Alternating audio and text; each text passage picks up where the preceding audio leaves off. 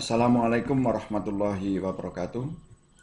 Alhamdulillahirrabbilalamin. Asyhadu an la ilaha illallah wahdahu la syarikalah wa asyhadu anna Muhammadan abduhu wa rasuluh la nabiyya ba'dah. Allahumma sholli ala Muhammad wa ala ali Muhammad. Alhamdulillahirrabbilalamin.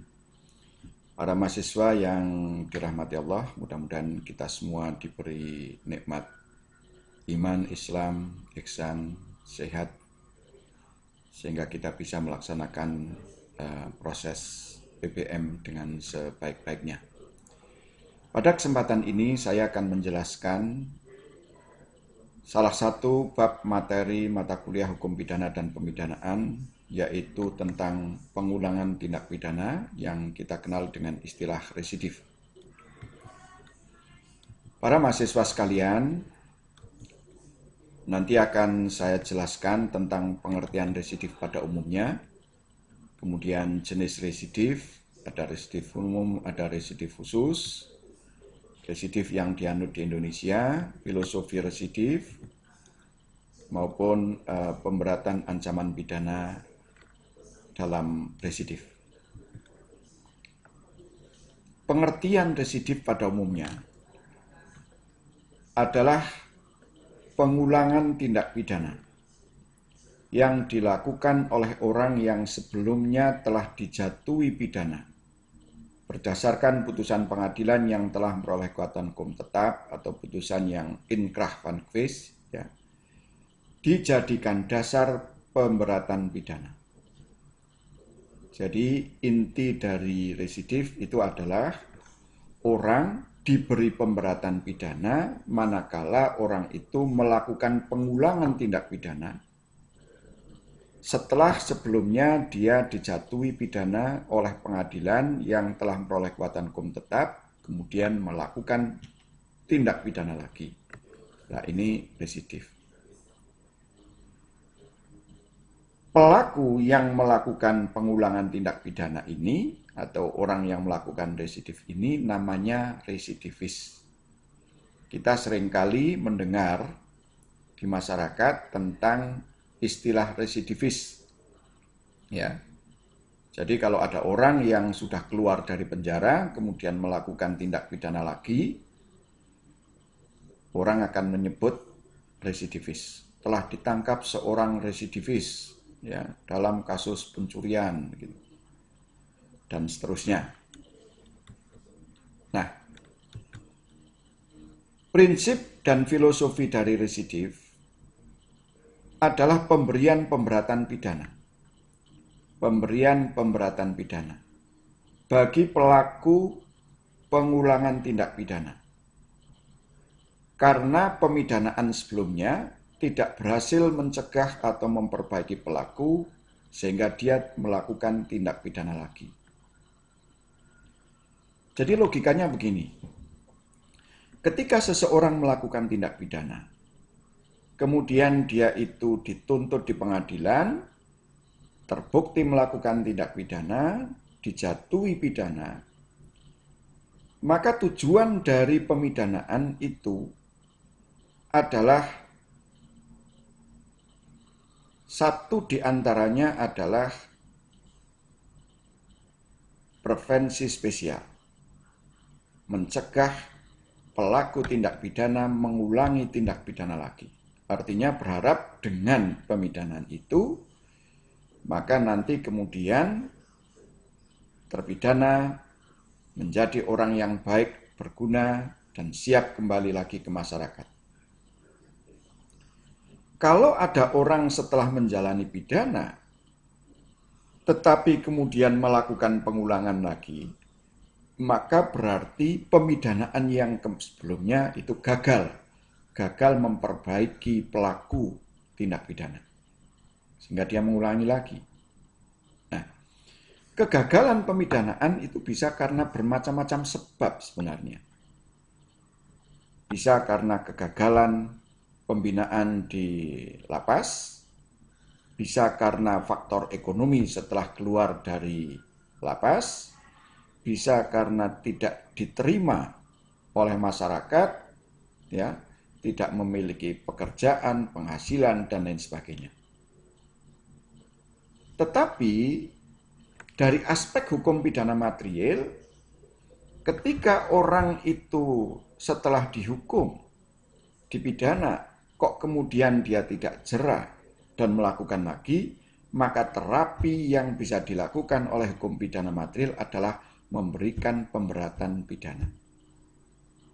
Maka di dalam residif, nanti di bahasan berikutnya, kebanyakan pelaku residivis itu ancaman pidananya ditambah sepertiga atau dicabut hak-hak tertentunya gitu ya, sebagai pemberatan. Harapannya setelah diberikan pemberatan, maka nanti terpidana akan betul-betul jera, menjadi orang baik dan siap kembali ke masyarakat.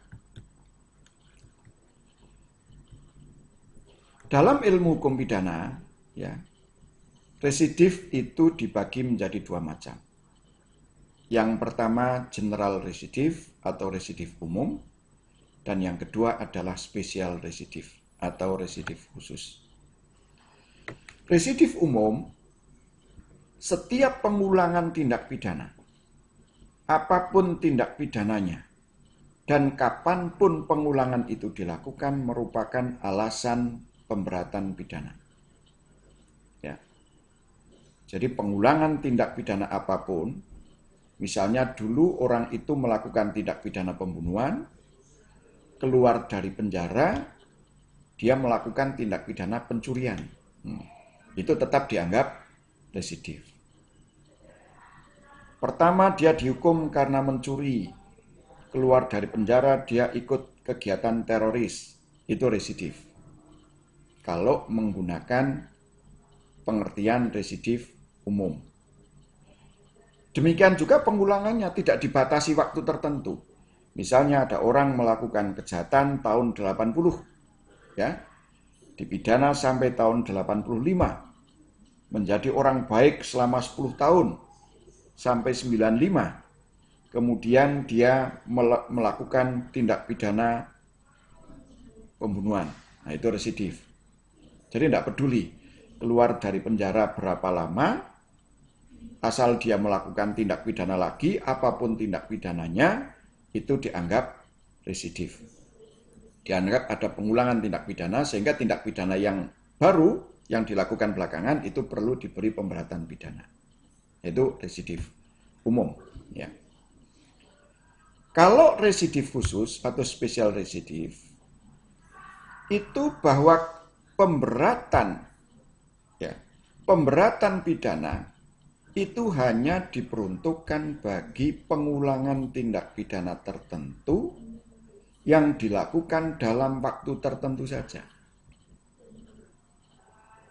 Jadi yang diberi pemberatan pidana itu hanya pengulangan tindak pidana tertentu yang ditentukan undang-undang dan dalam waktu tertentu saja, artinya waktunya dibatasi, yang dijadikan alasan pemberatan pidana. Jadi tidak semua pengulangan tindak pidana akan diberi pemberatan pidana. Ya, akan diberi pemberatan pidana. Demikian juga waktunya. Walaupun tindak pidananya sejenis, sama dengan yang dulu, tetapi kalau waktunya terlalu lama, melampaui waktu yang ditentukan undang-undang, maka tidak juga diberi pemberatan pidana. Itu kalau menurut residif khusus. Ya. Lah, hukum pidana Indonesia itu menganut residif apa gitu?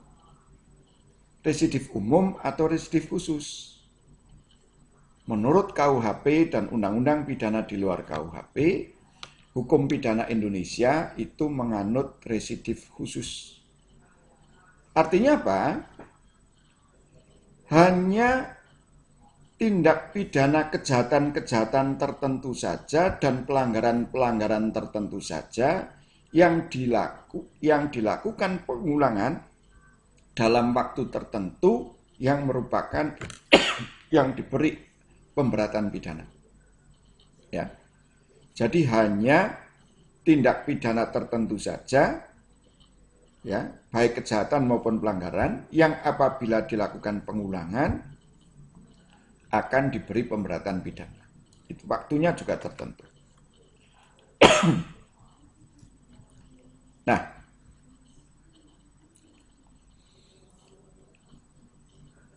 Tetapi kalau kemudian kita memperhatikan bagaimana pendapat masyarakat, pandangan masyarakat termasuk media massa, lah media massa maupun masyarakat itu sering memahami residif itu residif umum. Ya.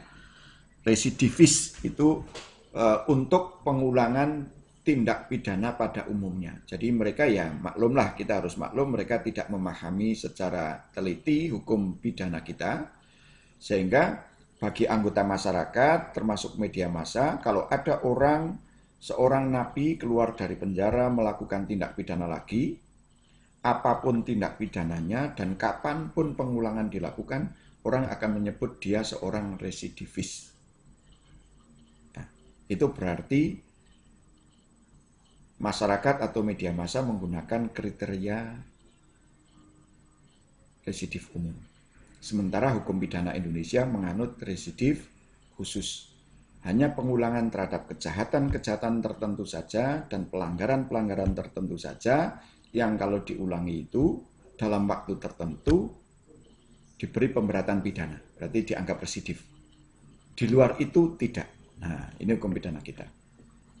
Nah, residif kejahatan tertentu dibedakan ya antara residif kejahatan tertentu yang sejenis dan residif kejahatan-kejahatan tertentu dalam kelompok jenis yang sama. Pasal 486, 487, 488 KUHP. Residif terhadap kejahatan-kejahatan tertentu yang sejenis, misalnya dapat saudara baca nanti, misalnya yang ada di pasal 137 ayat 2, 144 ayat 2, 155 ayat 2, 157 ayat 2, 161 ayat 2. Ya, ini pasal dalam KUHP semua ini. Termasuk pasal 303 bis. Ini tentang perjudian. Jadi untuk kejahatan ini, ya, yang 137 ayat 2, 144 ayat 2 dan seterusnya itu menunjukkan, itu menegaskan bahwa pengulangan kejahatan itu, ya, itu dianggap residif, berarti diberi pemberatan pidana. Misalnya pasal 137 itu orang yang melakukan penghinaan kepada presiden dan wakil presiden, ya, melalui media massa. Nah, ayat 2-nya itu menegaskan kalau pengulangan kejahatan sebagaimana dalam ayat 1 itu dilakukan dalam waktu sekian tahun, belum lewat sekian tahun, ya, maka pidananya ditambah pencabutan hak melakukan pencarian, gitu. Nah, itu berarti pasal 137 ayat 2 itu menegaskan bahwa kalau pasal 137 ayat 1 diulangi dalam waktu tertentu, ya, di pasal itu ada, itu diberi pemberatan pidana. Berarti pasal itu termasuk residif kalau diulangi. Pasal 303 bis, ini pasal tentang perjudian, sama. Ayat 2-nya mengatakan apabila kejahatan ini dilakukan sebelum lewat sekian tahun sejak pemidanaan yang menjadi tetap karena perbuatan semacam itu juga, maka pidananya ditambah sekian, gitu. Nah, itu berarti pasal 303 itu kalau diulangi itu residif. Nanti silakan saudara lihat pasal 137 itu apa, 144 apa, 155 apa, 157 apa, dan seterusnya. Yang kedua, residif terhadap kejahatan-kejahatan dalam kelompok jenis pasal yang sama yang diatur dalam pasal 486, 487, dan 488. Ya. Kelompok jenis pasal 486 KUHP adalah kejahatan terhadap harta benda dan pemalsuan. Mulai dari pasal 244 sampai 248, 263, 264 itu pemalsuan surat, ya. 362 pencurian, 363 pencurian dengan pemberatan, 365 pencurian dengan kekerasan, ya. 386, 389, 372, 378 penipuan dan seterusnya. Termasuk ini ada beberapa pasal terkait dengan ada penggelapan, ada pemerasan, ya, ada penadahan gitu. Jadi kalau ada orang yang melakukan pengulangan tindak pidana masih dalam satu kelompok jenis yang sama, maka masih dianggap residif. Jadi misalnya, saya melakukan tindak pidana pemalsuan surat pasal 263 KUHP. Saya dihukum misalnya 2 tahun penjara. Keluar dari penjara, ya, belum lewat 5 tahun, saya mengulangi tindak pidana pemalsuan surat lagi, itu residif. Ya, karena ada di pasal ini. Atau saya keluar dari penjara karena melakukan pemalsuan surat pasal 263, keluar dari penjara saya melakukan pencurian 362. Ini kan sebenarnya kejahatannya tidak sejenis. Ya, yang satu pencurian, yang baru, yang dulu adalah pemalsuan. Tetapi oleh pasal 486, baik 283 maupun 362 itu dikelompokkan dalam jenis yang sama. Maka pengulangan tindak pidana dalam kelompok jenis yang sama yang ada di pasal 486 KUHP itu berarti residif. Jadi orang dipidana pertama karena mencuri, keluar dari penjara, dia menipu, itu menipunya residif, walaupun kejahatannya tidak sama persis.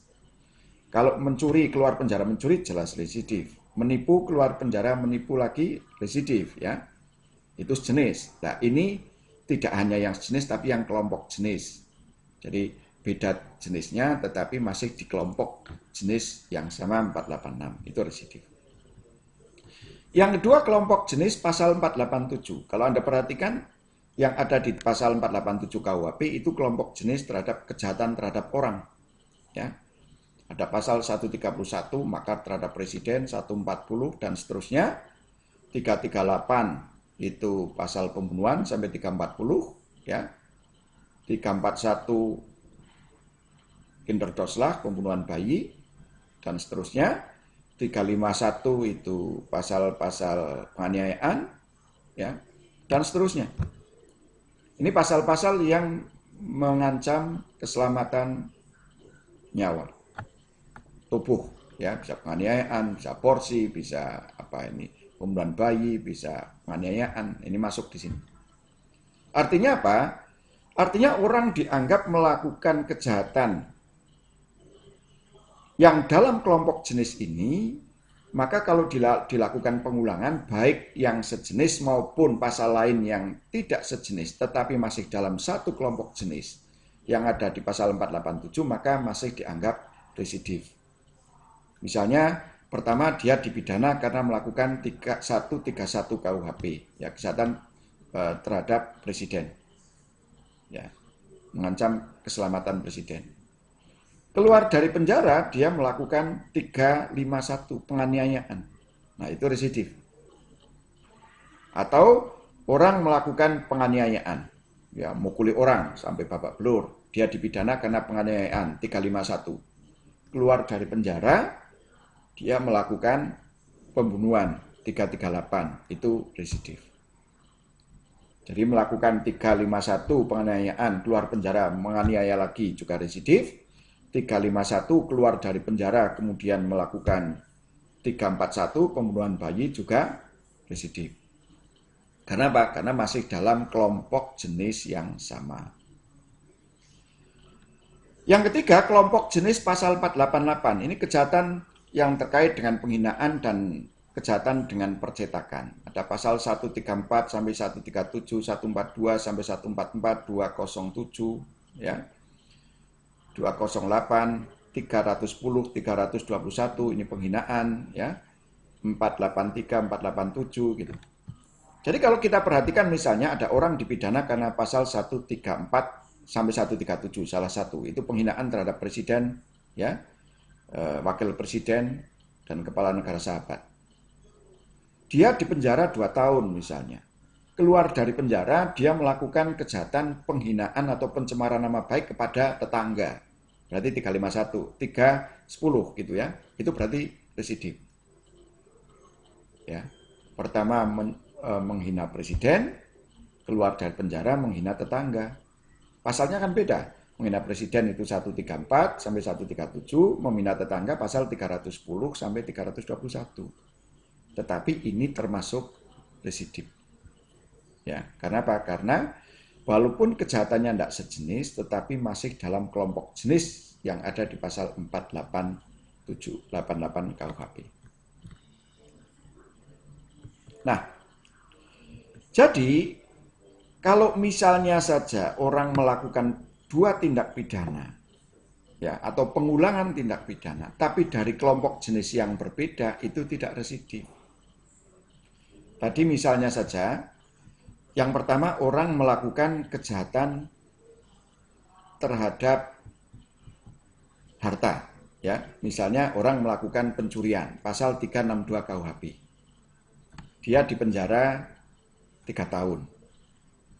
Keluar dari penjara cari pekerjaan susah, kemudian dia melakukan pembunuhan. Pembunuhan itu kelompok jenisnya beda, ya. Ini pasal 338. Maka 338 ini tidak residif. Mengapa? Karena tidak sejenis dan juga tidak dalam kelompok jenis yang sama. Tadi masuk dalam pencurian masuk kelompok jenis pasal yang ada di pasal 486, sementara pembunuhan ada di pasal 487 KUHP. Sehingga ini berbeda. Karena kelompok jenisnya berbeda, maka ini tidak termasuk residif yang dapat diberikan pemberatan pidana. Oke, kita lanjutkan tentang syarat residif khusus kejahatan dalam KUHP pada umumnya. Yang pertama, kejahatan yang diulangi haruslah termasuk dalam salah satu kelompok jenis kejahatan yang terdahulu atau sebelumnya. Apakah salah satu pasal dalam 486, 487, atau 488 KUHP. Atau tadi, yang diulangi adalah termasuk kejahatan-kejahatan tertentu yang sejenis. Tadi sudah ada ya yang pertama. Yang kedua, antara kejahatan yang kemudian diulangi, ya, yang diulangi dengan kejahatan yang sebelumnya telah ada putusan pengadilan yang memperoleh kekuatan hukum tetap yang berupa pemidanaan. Jadi kejahatan yang dulu itu sudah diadili dulu, sudah dijatuhi hukuman dulu, dan putusannya telah memperoleh kekuatan hukum tetap. Ya. Jadi bisa jadi mengulangi lagi, mungkin di penjara mengulangi lagi, atau mungkin dia keluar dari penjara baru mengulangi lagi. Kan ada ya, misalnya orang sebagai pengedar narkoba, ditangkap sebagai pengedar, dimasukkan di penjara dia jadi pengedar lagi. Itu residif. Ya. Atau dia dipidana karena mengedarkan narkoba, di penjara 10 tahun, keluar dari penjara, dia mengedarkan lagi. Lah, itu residif. Ya. Tapi ini harus sebelumnya tindak pidana yang dulu sudah dijatuhi putusan pemidanaan. Apa kalau begitu bedanya dengan konkursus realis? Konkursus realis orang melakukan lebih dari satu tindak pidana juga kan? Tetapi bedanya kalau dalam konkursus realis orang melakukan lebih dari satu tindak pidana, antara tindak pidana itu belum ada putusan pengadilan. Jadi tindak pidana yang pertama belum diadili, dia sudah melakukan tindak pidana kedua, ketiga, dan seterusnya. Tetapi kalau residif, pengulangan tindak pidana itu dilakukan setelah dia diadili, setelah dihukum. Dia sudah dijatuhi putusan hukuman, ya, kok kemudian melakukan lagi, lah itu residif. Tetapi kalau orang melakukan beberapa kali tindak pidana sebelum dia dijatuhi hukuman oleh pengadilan, itu namanya orang yang terlibat dalam konkursus realis. Walaupun pemberatannya prinsipnya sama ya, ditambah ancamannya ditambah sepertiga. Yang ketiga, pidana yang dijatuhkan untuk tindak pidana terdahulu haruslah pidana penjara. Ya. Atau kurungan. Kemudian yang ketiga, ketika melakukan pengulangan tenggang waktunya belum lewat 5 tahun sejak menjalani seluruhnya atau sebagian pidana penjara yang dijatuhkan, atau sejak pidana penjara dinyatakan hapus sama sekali, atau belum lewat tenggang waktu daluarsa menjalankan pidana penjara yang terdahulu. Nah ini kebanyakan 5 tahun, tetapi ada yang tenggangnya itu diatur oleh undang-undang, oleh KUHP itu ada yang 4 tahun. Jadi kalau pengulangannya belum lewat 5 tahun, ada yang pengulangannya belum lewat 2 tahun, ada yang pengulangannya belum lewat 4 tahun, itu terserah undang-undangnya. Nah ini kebetulan di dalam KUHP tenggang daluarsanya, bukan daluarsa ya, tenggang berlakunya residif itu kebetulan berbeda-beda. Ada yang 4 tahun, ada yang 5 tahun, ada yang 1 tahun, ada yang 2 tahun. Sejak dia melakukan tindak pidana yang dulu, dijatuhi pidana yang sebelumnya. Oke, yang kedua itu adalah kejahatan residif pelanggaran tertentu. Tadi residif kejahatan, pelanggaran juga ada residifnya. Ada pelanggaran-pelanggaran kalau diulangi lagi itu diberi pemberatan pidana. Misalnya pelanggaran yang diatur di pasal 489, 492, 495, 501, 512 dan seterusnya ini. Ada ya. Saudara tahu bahwa pelanggaran itu kalau diulangi residif atau tidak, ya adanya di pasal itu. Ya. Kalau tadi untuk kejahatan dalam kelompok jenis dalam kelompok jenis 486, 487, 488, saudara tahu bahwa kejahatan-kejahatan itu kalau diulangi itu termasuk residif itu ya karena ada pasal 486, 487, 488 tadi. Atau tadi ya kalau yang kejahatan sejenis yang di awal itu sama dengan yang pelanggaran ini. Jadi kita tahu bahwa pelanggaran pasal 489 misalnya ini, kalau diulangi lagi residif itu karena ketentuan yang ada di pasal 489 itu. Jadi ada penegasan kalau pelanggaran ini dilakukan belum lewat sekian tahun sejak pemidanaan ya yang menjadi tetap karena perbuatan semacam ini juga, pelanggaran semacam ini juga, maka ancaman pidananya ditambah sekian gitu. Nah, nanti silakan dipelajari. Syarat residif pelanggaran yang diulang harus sama atau sejenis dengan pelanggaran yang dahulu. Pasal yang dilanggar sama. Jadi kalau pelanggaran tidak dikenal pelanggaran dalam kelompok jenis. Ya, beda dengan kejahatan tadi ada residif kejahatan dalam kelompok jenis. Antara pelanggaran yang kemudian dan yang diulangi dengan pelanggaran sebelumnya telah ada putusan hakim yang memperoleh kekuatan hukum tetap. Tenggang waktunya itu 1 tahun. Untuk pelanggaran pasal 489, 492, 495, dan seterusnya. Ada yang 2 tahun, misalnya untuk pelanggaran pasal 512, 516. Jadi kalau dia dipidana karena melanggar pasal 512, pelanggaran pasal 512, kemudian dia mengulangi lagi belum lewat 2 tahun, ya sejak dia dijatuhi pidana, karena pelanggaran 512 kok dia mengulangi lagi 512, maka itu berarti residif. Tapi kalau mengulangi laginya sudah 3 tahun, sudah lewat 2 tahun, itu berarti sudah tidak residif, sudah tidak diberi pemberatan pidana. Jadi ada yang tenggang waktunya 1 tahun, ada yang tenggang waktunya untuk dikatakan residif kalau 2 tahun. Ini untuk pelanggaran. Pemberatan pidana bagi residif, ya pemberatan apa pemberatannya bagi residif itu untuk kejahatan itu kebanyakan ditambah pidana, ancamannya ditambah sepertiga. Sekali lagi yang ditambah itu ancaman pidananya, bukan pidananya. Ya kalau pidananya itu kan terserah hakimnya. Hakim akan menjatuhi berapa itu pidananya. Tetapi yang ditambah itu adalah ancaman pidananya. Ancaman pidana pokoknya itu bisa ditambah sepertiga. Ada yang ancaman pidananya dikalikan 2. Ada yang ancaman pidananya ditambah pencabutan hak-hak tertentu. Jadi beda-beda ya pemberatannya itu. Nah, tapi kebanyakan itu ancaman pidananya ditambah sepertiga. Sekali lagi ancaman pidananya. Jadi kalau misalnya saja orang mencuri, melanggar pasal 362 KUHP, melakukan kejahatan 362 KUHP. 362 KUHP itu ancamannya paling lama 5 tahun penjara. Dia oleh hakim dihukum 2 tahun misalnya.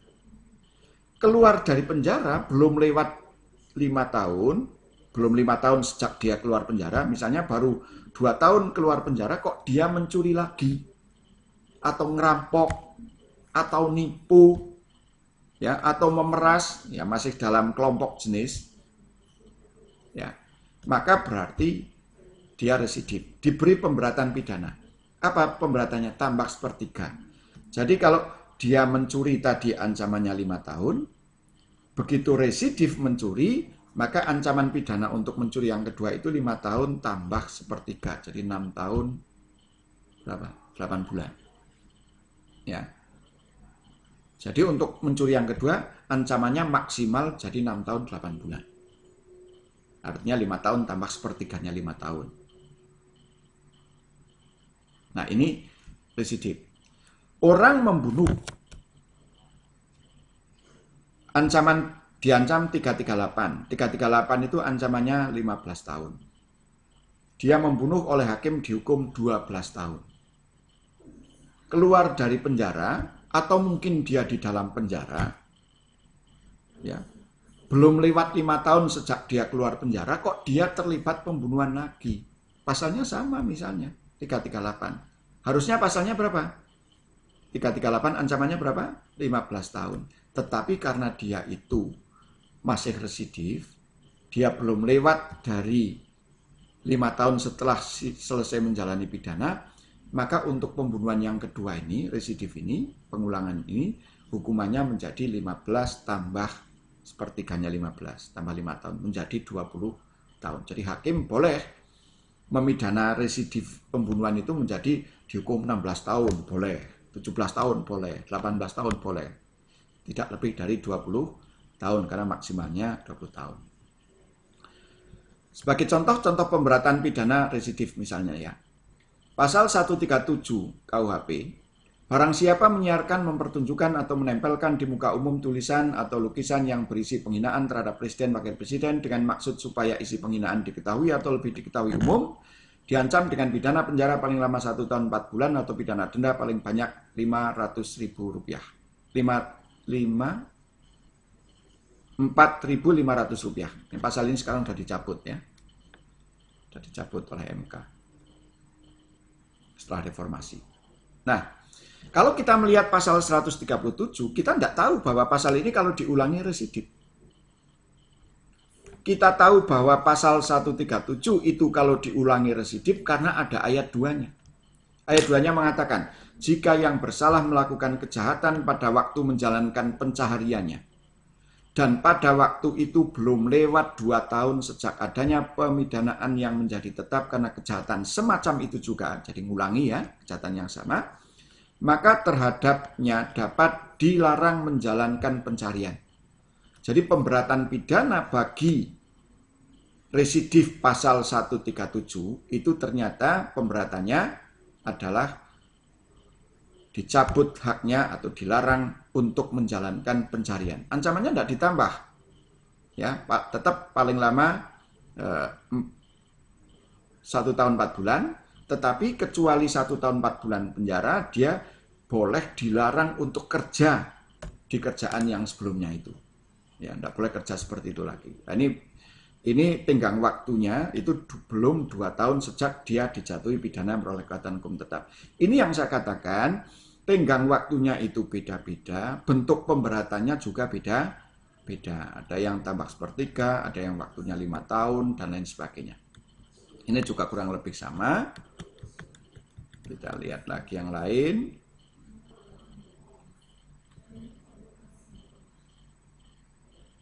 Nah, ini contoh pasal kejahatan residif pasal 216. Di ayat 3 dikatakan, jika pada waktu melakukan kejahatan belum lewat 2 tahun, ini waktunya 2 tahun juga, sejak adanya pidana menjadi tetap, karena kejahatan semacam itu juga, maka pidananya dapat ditambah sepertiga. Nah, ini pemberatannya berupa penambahan ancaman pidana sepertiga. Saudara sekalian, saya kira itu penjelasan saya, mudah-mudahan bermanfaat. Nanti silahkan didiskusikan kalau ada yang belum jelas. Assalamualaikum warahmatullahi wabarakatuh.